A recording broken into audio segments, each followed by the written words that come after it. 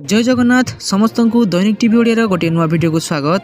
तो देश विदेश आरंभ करी किछि गुरुत्वपूर्ण खबर विषय रे चलंतु नजर पकाई नबा। तेणु आम वीडियो को शेष पर्यंत देखुथांतु। आम वीडियो भल लागिले आम वीडियो गोटे लाइक करी चैनल को सब्सक्राइब कर देबे एवं शेष रे आपण माने कमेंट माध्यम रे जणाइबा को भूलिबेनी आपण माने केउ जिल्ला रु आम वीडियो को देखुछंती।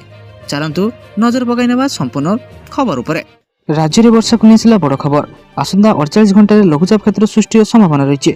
विषुव भारतीय महासागर एवं संलग्न दक्षिण पूर्व बंगोपसागर में एक घूर्णिबलय सृष्टि होती। आसंता 48 घंटे लघुचाप क्षेत्र सृष्टि होबार संभावना रही। यहाँ पश्चिम उत्तर पश्चिम दिग को गति कर संभावना रही, जार प्रभाव में आसंता 23 तारिख राज्य में बिजुली घड़घड़ी सह हालुकार मध्यम धरण वर्षार संभावना रही। एथपाई 15 जिला को येलो अलर्ट दी जाइए। जिलागुड़िक है मालकानगिरी, कोरापुट, नवरंगपुर, कलाहांडी, नुआपड़ा, पुरी, कटक, खोर्धा, बालेश्वर, जगतसिंहपुर, केन्द्रापड़ा, जाजपुर, भद्रक, मयूरभंज और केन्दुझर। अन्यपटे 24 तारिख पर खोर्धा, कटक, मयूरभंज में बिजुली घड़घड़ी सह वर्षार संभावना दी जाइए। चलो देखिए परवर्ती अपडेट कौन रही। श्रीमंदिर पर बजेट घोषणा कले मुख्यमंत्री। विधानसभा 2024-27 वर्ष पर शुक्रवार राज्य बजेट उपस्थापन कर मुख्यमंत्री ता अर्थमंत्री मोहन चरण माझी। बजेट रे मुख्यमंत्री श्रीमंदिर पर एक बड़ घोषणा कर श्री जगन्नाथ संग्रहालय और लाइब्रेरी केन्द्र पर 1000 कोटी घोषणा कर मुख्यमंत्री। श्री जगन्नाथ मंदिर पर समर्पण ना ऑनलाइन डिजिटल हुंडी करा। रत्न भंडार गणति मणति 5 कोटी टंका प्रस्ताव रखा मुख्यमंत्री सूचना देते। 3,10,000 कोटी बजेट उपस्थापना कर मुख्यमंत्री कहते भाजपा सरकार आसिया पर राज्य में अनेक किसी परिवर्तन घटुची और आगू घटुथिबो। चलो देखिए परवर्ती अपडेट कौन रही। सुभद्रा योजना को नहीं बड़ घोषणा कले सरकार। मुख्यमंत्री तथा अर्थमंत्री मोहन चरण माझी चलित वर्ष 3,10,000 कोटी टंकार बजेट आगत कर बजेट रे साधारण जनता सुभद्रा योजना पर स्वतंत्र फोकस दि जाइए। सुभद्रा योजना 10,145 कोटी टंकार व्यवहार कर 1 कोटी अधिक महिला उपकृत हो। मुख्यमंत्री कन्या विवाह योजना 12 कोटी टंका व्यवहार कर मुख्यमंत्री सुमंगल योजना होइछि आर्थिक दुर्बल झील को स्नातक योजना कार्यकारी कर गरीब झील ना 20,000 टंकार संचय उपकरण सृष्टि हो। स्नातक पर टंका प्रदान कर तेबे खूब शीघ्र आसो सुभद्रा योजनार चतुर्थ किस्ती टंका। एने ओडिशा सरकार आगुआ सूचना दे सारी। जदि आपण जन आवेदनकारी तेबे टंका पाइबा पूर्व निजर ई-केवाईसी और बैंक स्थिति को भल भाव जांच करने जरूरी। चलो देखिए परवर्ती अपडेट कौन रही। बीए पास कले मिल 1,01,000 टंका। मुख्यमंत्री तथा अर्थमंत्री मोहन चरण माझी 2024-27 आर्थिक वर्ष पर बजेट उपस्थापन कर बजेट में मुख्यमंत्री कन्या सुमंगल योजना घोषणा कर आर्थिक दुर्बल झील को बीए तथा स्नातक यह योजना कार्य हो।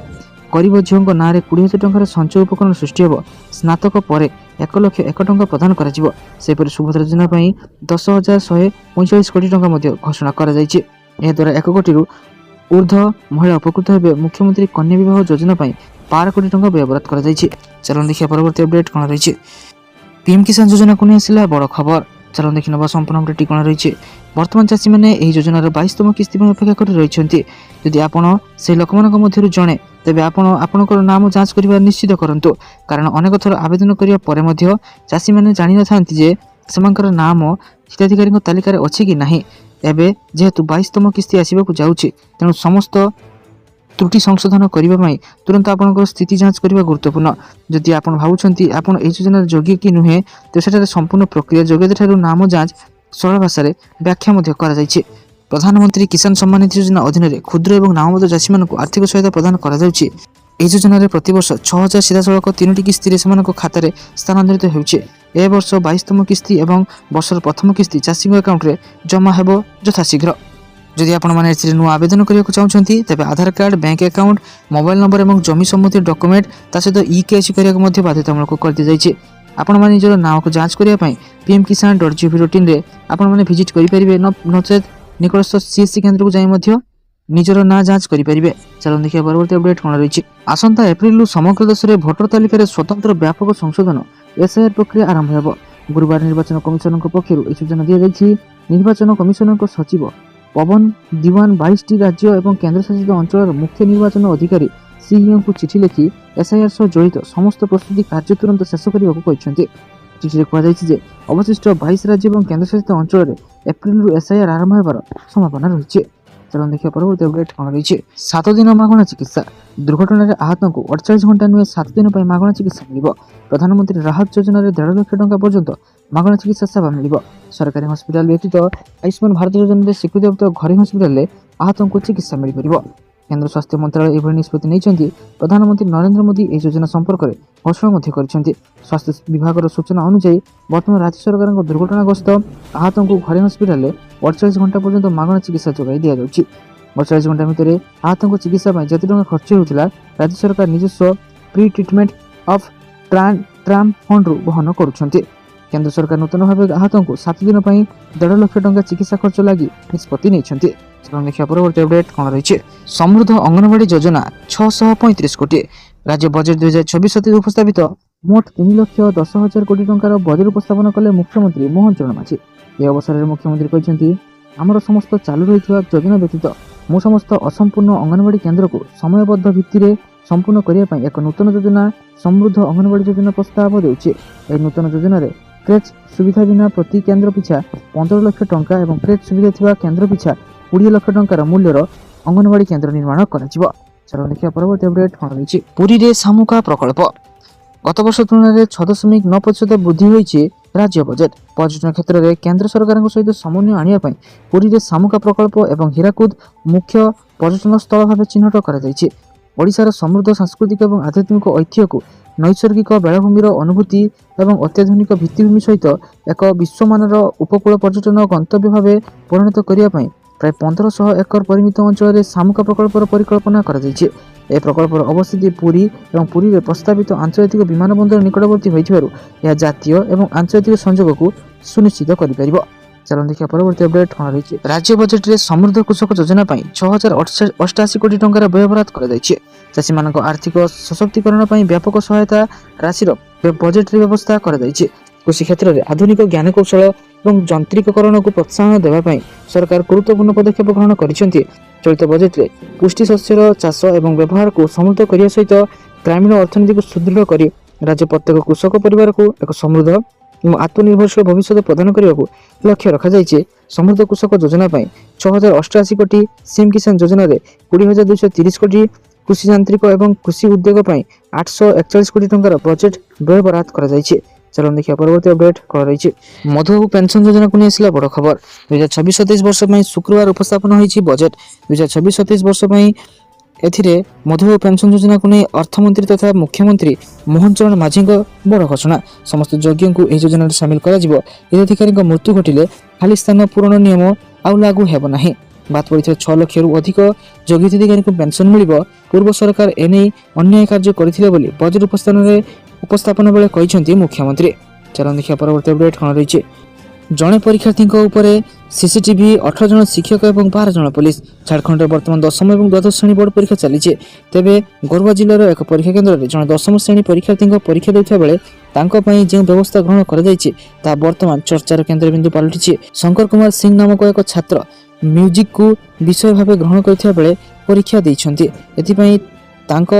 रामकंड ब्लॉक स्थित एक माध्यमिक विद्यालय केन्द्र स्थापन कर तेबे उक्त परीक्षा केन्द्र में अभूतपूर्व सुरक्षा व्यवस्था ग्रहण कर लक्ष्य रखा परीक्षा हॉल में सीसीटीवी खंजा बेले जड़े मजिस्ट्रेट समेत 12 पुलिसकर्मी 18 जन सुपरभाइजर को नियोजित कर सहित शंकर पानीय जल और शौचालय व्यवस्था कर चलो देखिए परवर्ती अपडेट कौन रही 16टी नुआ योजना घोषणा कले मुख्यमंत्री चलो देखना संपूर्ण अपडेट कौन रही 16टी योजना गुड़िक है बीवी रामजी योजना समृद्ध अंगनवाड़ी योजना मॉडल मंडी मुख्यमंत्री Sukanya Mangal Yojana Mukhyamantri smart city mission world grain storage plan rare earth corridor first aid institute of transformative initiative विच्छिन्न अंचल को संजोग Jagannath interpretation centre world tourism centre state AI mission tourism land bank scheme Dalkhai अर्थमंत्री परामर्शदाता परिषद फिट ओडिशा मिशन ए नूतन पदक्षेप गुड़िक कार्यकारी हेले राज्य में कोन अनुकोण विकास पहुंची पार चलो देखिए परवर्ती अपडेट कौन रही स्वास्थ्य क्षेत्र में 6,903 कोटी राज्य सरकार स्वास्थ्य सेवा 17,736 कोटी टंका एवं शिक्षा 15,800 ଅଣପଚାଶ କୋଟି ଟଙ୍କାର ବ୍ୟୟବରାଦ କରିଛନ୍ତି। ରାଜ୍ୟ ସରକାର କୃଷି କ୍ଷେତ୍ରକୁ ସର୍ବାଧିକ ପ୍ରାଥମିକତା ଦେଇଛନ୍ତି। ଚାଷୀଙ୍କ ଆୟ ବୃଦ୍ଧି ଏବଂ ଜଳସେଚନ ସୁବିଧା ପାଇଁ ବଜେଟରେ ମୋଟା ଅଙ୍କର ବ୍ୟୟବରାଦ କରାଯାଇଛି। ମାଣ୍ଡିଆ ଚାଷ ଏବଂ ଉଦ୍ୟାନ କୃଷିକୁ ପ୍ରୋତ୍ସାହନ ଦେବା ପାଇଁ ସ୍ୱତନ୍ତ୍ର ପାଣ୍ଠିର ବ୍ୟବସ୍ଥା ମଧ୍ୟ କରାଯାଇଛି। ସାଧାରଣ ଜନତାକୁ ମାଗଣା ଏବଂ ଉନ୍ନତ ସ୍ୱାସ୍ଥ୍ୟସେବା ଯୋଗାଇ ଦେବା ପାଇଁ ଗୋପବନ୍ଧୁ ଜନ ଆରୋଗ୍ୟ ଯୋଜନାକୁ ଅଧିକ ବ୍ୟାପକ କରାଯାଇଛି।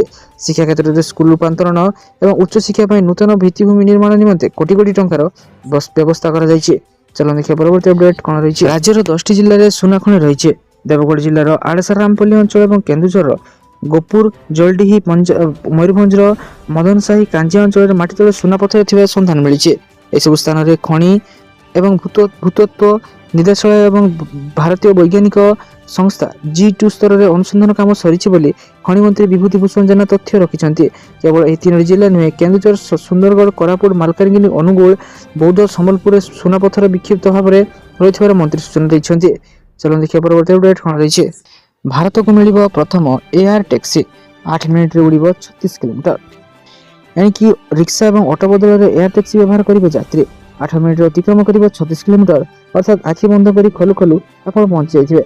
ଏହା ଭାରତରେ ବାସ୍ତବତା ରୂପ ନେବାକୁ ଯାଉଛି ଉଡ଼ନ୍ତା ଟ୍ୟାକ୍ସି।